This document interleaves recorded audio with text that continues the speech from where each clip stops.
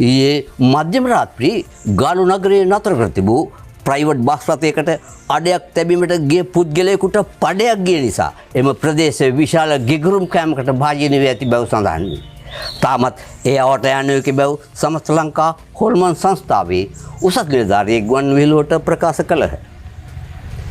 මාපලගම කොකටියල වෙල්ලක් මත කඩා වැටුණු කොක්ලන්ඩ් යාඩ් ගුවන් යානාවක තිබූ සුන්බුන් කාපටෝපියන් ගුවන් යානා මගින් පැහැරගෙන ගොස් ඇති අතර රාත්‍රී කාලයේ මුර සංචාරයේ යෙදී සිටි බකමුණා මහතා විසින් කාපටෝපියන් ගුවන් යානා අත්අඩංගුවට ගෙන ඇත. විරුද්ධ පක්ෂයේ නායකයා අපේ ගෙදර හාමිනේ මා සමග අමනාපීම නිසා මුළු කුස්සිය ප්‍රදේශයේම ඇඳිරි නීතිය ක්‍රියාත්මක විය. ඇඳිරි නීතිය කඩකල මියන්ති දෙනෙකු උඹල කඩ පසුම්බී පැහැරගෙන යද්දී මුරු සංචාරක නිලධාරී බලලා මහතා විසින් අත්අඩංගුවට ගැනීමට තත් කරද්දී මරණයට පත්විය.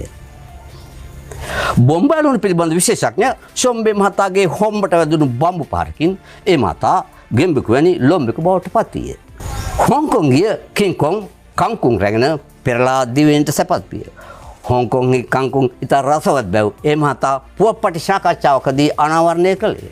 මැලේරියාව සහ මැයිස්ලාන්තය අතර දේශ සීමා ගැටුම් උග්‍ර වී ඇති අතර මැලේරියා ආරක්ෂක ඇමති DDT ඇනෝපිලස් මහතා මැයිස්ලාන්තයේ හමුදාපති නිලමැස්ස මහතා සමග දෙරටේම සිය සටන් නතර නොකරන බව අවධාරණයෙන් ප්‍රකාශ කර සිටී.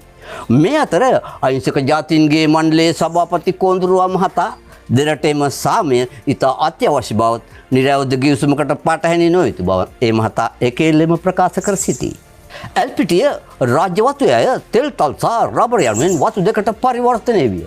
මෙම කොටස් යථා කාලයේදී උතුරු එල්පිටිය දකුණු එල්පිටිය වටවල ප්ලාන්ටේෂන් යනුවෙන් නම් කෙරෙන ඇතැයි විශ්වාස කෙරේ. ප්‍රවෘත්ති අවසන් කිරීමට සාරාංශය. 60 කෝටියක් රජවරු බටකොටුක සිරවේ. මැලේරියාව සහ මැයිස්ලාන්තය අතර ගැටුම්. එල්පිටිය රාජ්‍ය වතුය දෙකට බෙදී. මීළඟට අමංගල දැන්වීම. අභාවය කොග්ගල වැවේ විසූ කළුකොරළයා මහතා.